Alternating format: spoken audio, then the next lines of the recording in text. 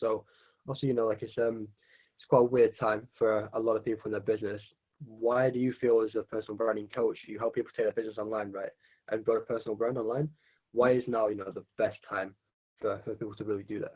A couple of things. So I think so what I do is I take people, I allow people to unlock their individuality and then express that online and in person. So it's a two-way thing. I think with personal branding, it's all about a cohesive experience of both physical and digital brand, and the two of them need to match. And if they don't match, then we lose trust. That's why, when you ever meet somebody and they say you say you're nothing like you were in online, or you're nothing, or a similar thing when you listen to, when you've got a CD and you love this certain singer and you go and see them live and they're terrible. You all of a sudden don't trust them. So the idea of personal branding, a lot of people think it's just online, but it's actually about this cohesive experience. Now, what makes it so important right now? I think personal branding it's just reputation management. It's a big buzzword. And I tell you what, I've noticed it on LinkedIn. It's bouncing around like mad at the moment. It's like the next thing. There's always like the Bitcoin people. Yeah. I've been doing personal branding for a long time and in like passionate about it for a long time. It seems to be the next big thing, which is funny. But yeah.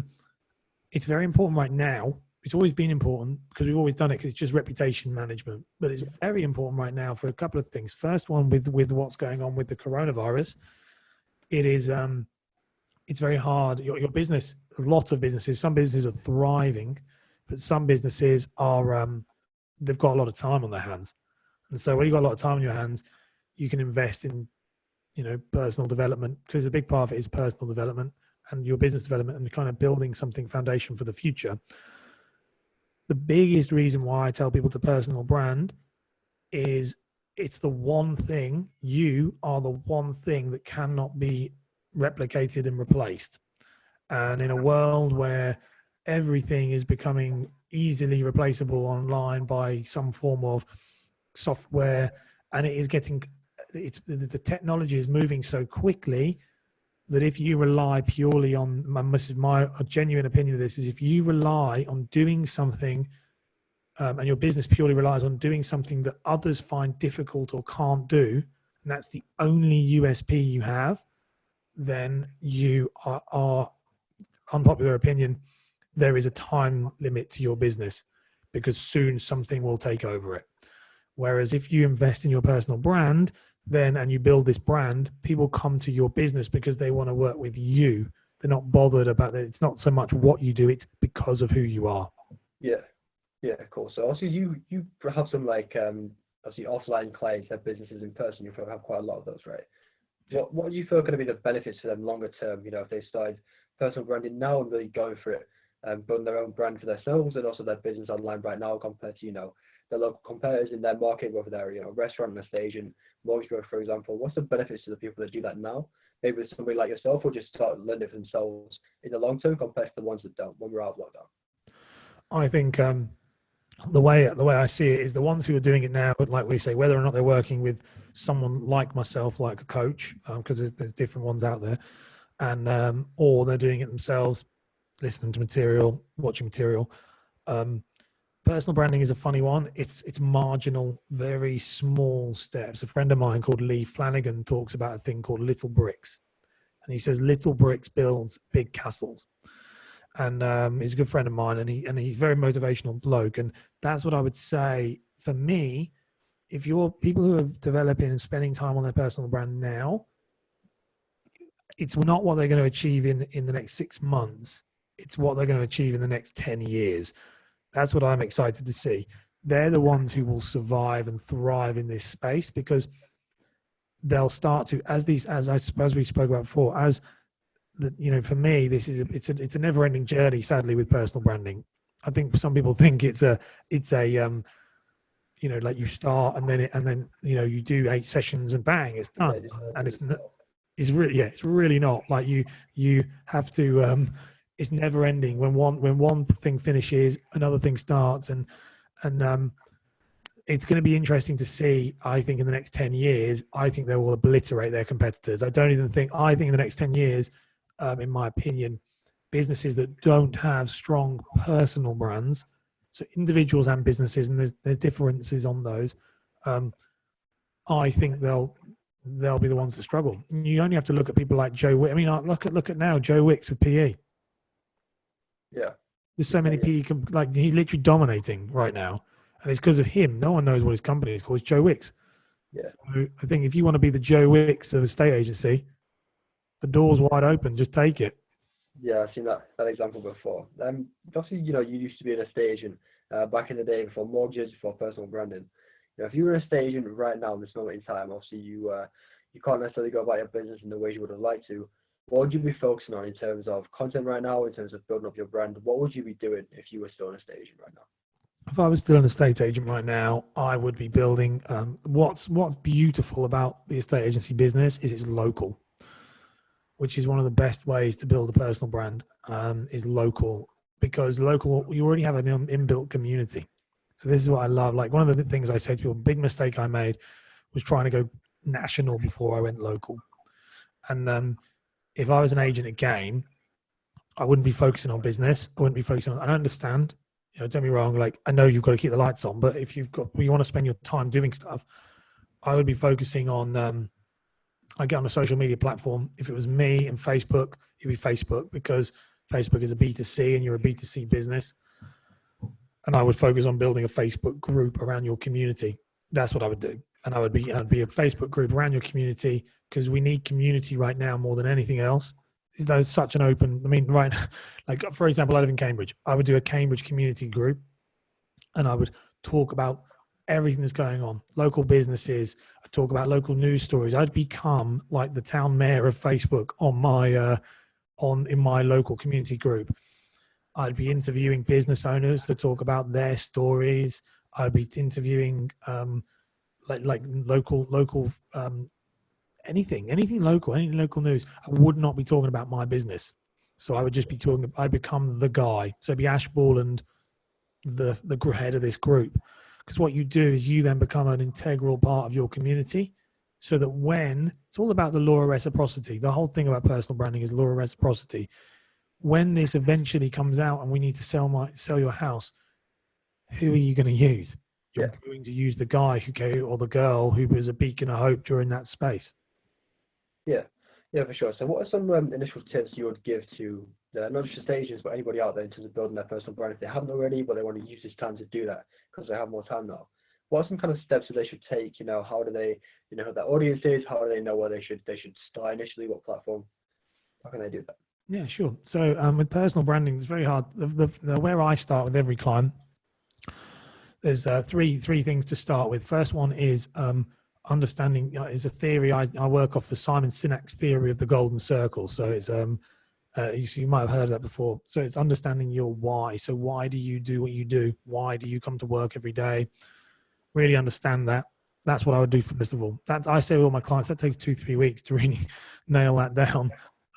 So you work out why you work every day, why you exist. Because once you can do that, and your personalities, your experiences, and everything, and you mesh it up into a pot. So that's what I would say the first thing to do. The next thing I would then, once you know your why, is you want to work out what creator archetype you are. So what type of creator you're going to be. Right.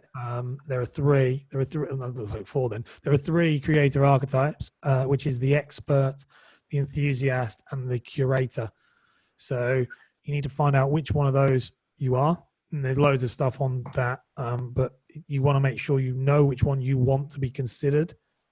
And there's just the 3 steps to do. And then the third step I would say is understanding your content pillar. So what is it that you're going to talk about, and really clearly defining that. So it's understand your why, work out your creator archetype, and define your content pillars. And if you do those 3 things, if I'm completely honest with you, that's like the foundation of every personal brand, because then you have a very clear direct, you know why you're doing something, you know what you're going to do, and you know how you're going to do it. Yeah. So back to those creator archetypes, which one, it's just an example, right, for the people watching this, which one would you say I am, and which one would you say you are?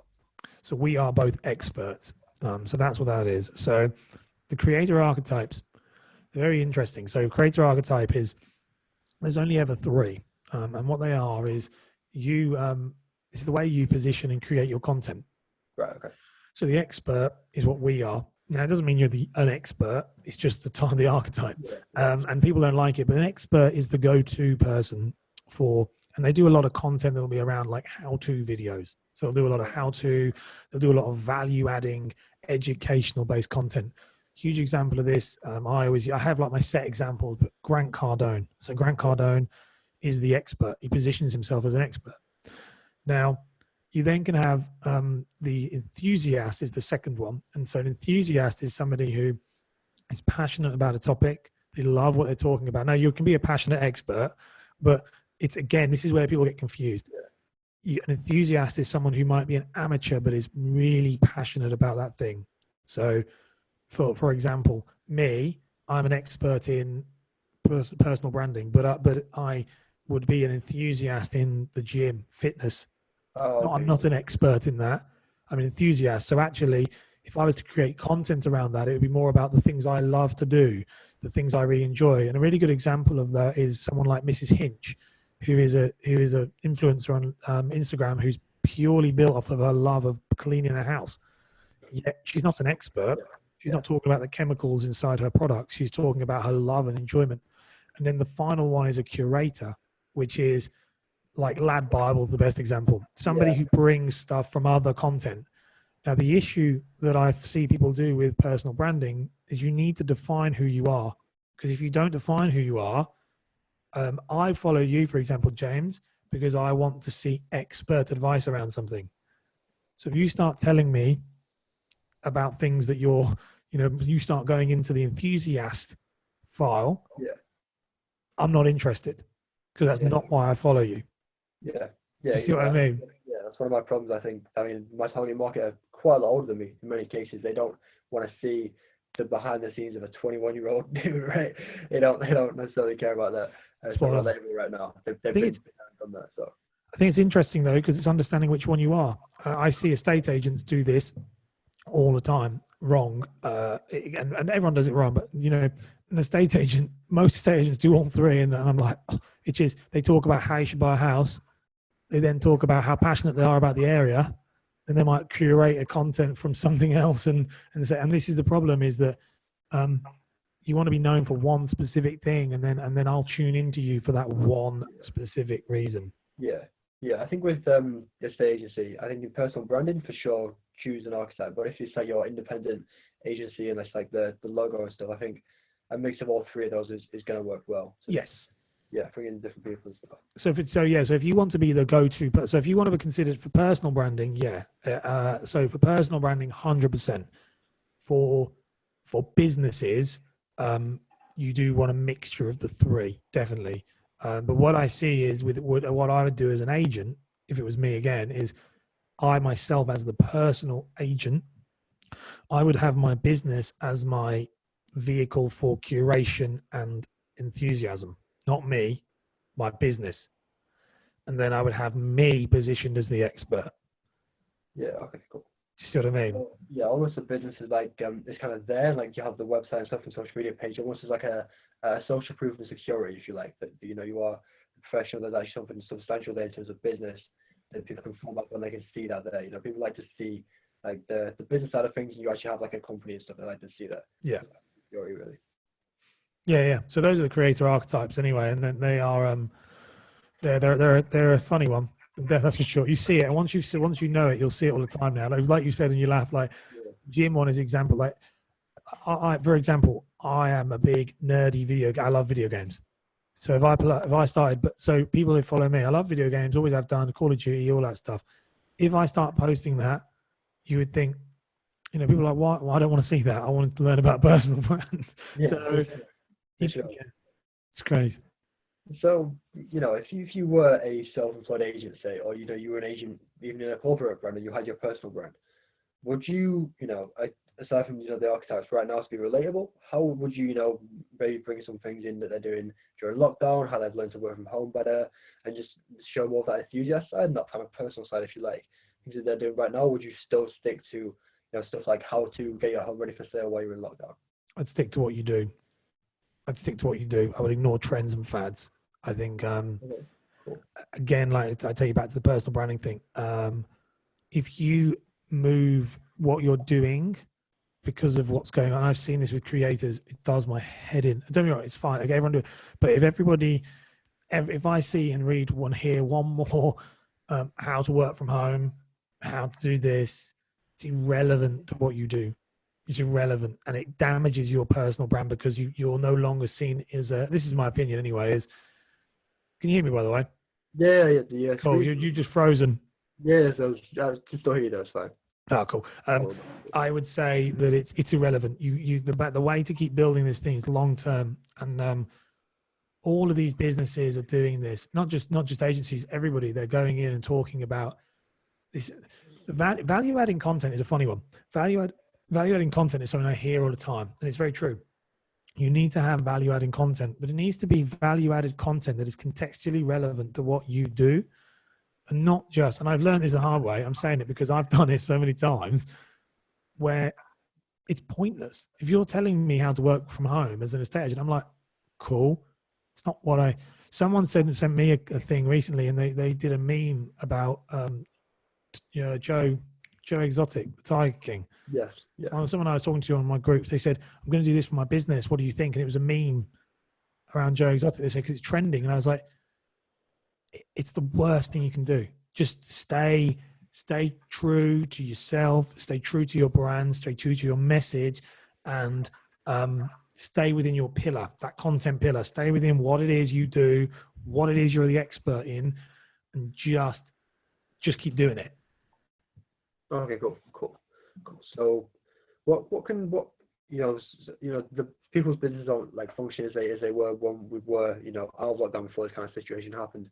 So what kind of content can people, what are you telling your clients to create right now for their business and sticking in there? Let's say they're the expert and they do a lot of like value adding and how to give a lot of value to the people that could be their clients. How are they doing that right now? Are they just kind of sticking to it, or are they adjusting what they do and how you can do it to the lockdown situation? Most of them, I'm a big advocate of digital and physical. So the adjustment we've had is just moving purely to digital because that's the only thing we can do. But I'm a big advocate, and obviously when this comes out, is you should be at networking events. You should be seen publicly. So I actually say no, there's not much they need to do differently right now. I wouldn't be, I wouldn't. I think, I personally think the situation is very different. It's very strange. It's unprecedented times. No one could predict this was going to happen. No one could. Well, Bill Gates can, but other than anybody else.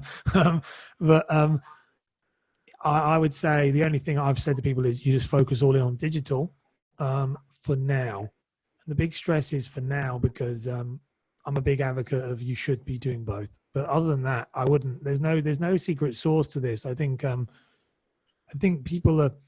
The land grab is big. I would say the land grab right now is big. So they only talk about like digital. There's a big land grab, but at the same time, it feels to me a little bit like gym in January. There's a lot of people. There's a lot of people who are on social media that normally were not. You'll see them now, but then you may not see them when they go back to business as usual. Spot on. So I would say to people, it's a bit, again, back to Simon Sinek, who's just a huge influence of mine. It's the playing the infinite game instead of the finite game. All of these people will keep, they're all doing video, all of them. And they're all doing, my whole concept is stand out from the crowd. Everyone's doing videos. If you keep doing the same thing as everyone else, then you're going to not stand out. Now, I think that what you'll probably find is over the next, however long this takes. I mean, I don't know how long it's going to take, but I think we will be in this for the rest of the year, personally. 2 years before something becomes normal, 10 years before we're actually back to something we remembered. I don't think it's going to be something like that. And I think you just be consistent. Is that like I said to you before, establish your creator archetype, establish your content pillar, stay in your lane, and just keep pushing forwards. And the method and the strategy shouldn't change, in my opinion. You layer it, obviously. So I would say you layer it. Someone like yourself, get someone on like you to try and drive that activity. You could benefit with that right now, definitely. But I would say, from a personal branding point of view, if you jump on the trend. Something that builds up quick will die quick. Yeah. Yeah, awesome. So it's like a final pointer. What's, there's a couple of things you could drill into people's heads about personal branding, about creating content, about positioning their brand, that you see maybe they do it wrong all the time, or you really want to get across to people. What would those things be? Okay, yeah. So one thing, there's a couple of things, but one is genuinely just be yourself. Now I hate this because it's a bit woo-woo. Be yourself. Now I'm going to give a caveat to this. Be yourself, but be yourself that you think is relevant to your business. So that's the first thing I say is I watched a brilliant thing from The Rock, and The Rock said, what makes the difference between Dwayne Johnson and The Rock? And he said, I'm the same person. I just choose to heighten certain aspects of my personality and reduce others. So a tip for personal branding is don't try and be something you're not, but also try and make sure you're showing the type of person you want to be portrayed. So it's not just all out, like I'm covered in tattoos, but you're not seeing it. It's one of these things that chooses that thing. So that's what I'd say with personal branding. There's mistakes I see people trying to be someone else. And I know that because I've done it myself. All of these things I'm saying, and it sounds judgy, I've done it all myself. I've done every mistake you could possibly imagine. I see people trying to be someone else, portraying this character they want people to think they are, and that never really works because it's only a certain amount of time. And then I do see the other side, which is showing me too much about you yourself, and we're not interested. And that's the truth is we are interested in who you are, but we need to be interested with the value and the expertise you have. And sometimes I think I see that happen where people are just doing showing too much. So that's the one. The other tip I would say, don't copy other people's stuff. And I don't mean copy and paste, but say the whole thing is about standing out from the crowd. So the worst thing I hate with people when I see it is when someone goes, I've seen X, Y, Z, Joe Smith down the road doing something, and I'm going to do that because it's working. Yeah, it looks good. Yeah. Exactly, and they'll go, "Oh, it's working." And a mentor of mine told me this, and it stuck with me. Was he said, and he is my mentor at the moment, and he said, "You don't copy what somebody does because you know what they do, and you may understand how they've done it, but you don't know why they've done it." And this is the problem: is that there's a strategy behind everything. If done correctly, there's a strategy behind everything, and otherwise, you just copy something, it might look good for the beginning, but then it will not build your brand. It will do detriment to your brand. Yeah. I did that with you a little bit, didn't I? I asked for the rights to the daily dictionary, the mortgage phrasebook thingy. Yeah. It was cool. It showed it worked for a little while. It just wasn't like my kind of content that I would create personally. So I remember I've lost you again. Your computer, if it dips in and out, go on, bring it back in, and then because I'm interested in that. Can you hear me? Can you hear me? No. I can hear you now. Can you hear me? Oh, yeah, cool. So go on, you had the daily dictionary. Go on, carry on. Yeah. You said I finished out. You said you had an input there just at the end. Yeah, no. So you what? So you did the daily dictionary, and then what happened? Yeah, well, it was cool. It worked out, right? I got all the engagement and stuff, but it just wasn't it wasn't the type of content that I would create personally. I don't think it worked for a long time. I got a lot of information out there and stuff, and really broke down simply a lot of jargon in terms of Facebook ads and the marketing platform that the Facebook is right now for a lot of people very simply, and they really really like that.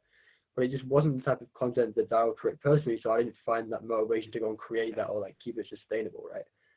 I found it easier to do video.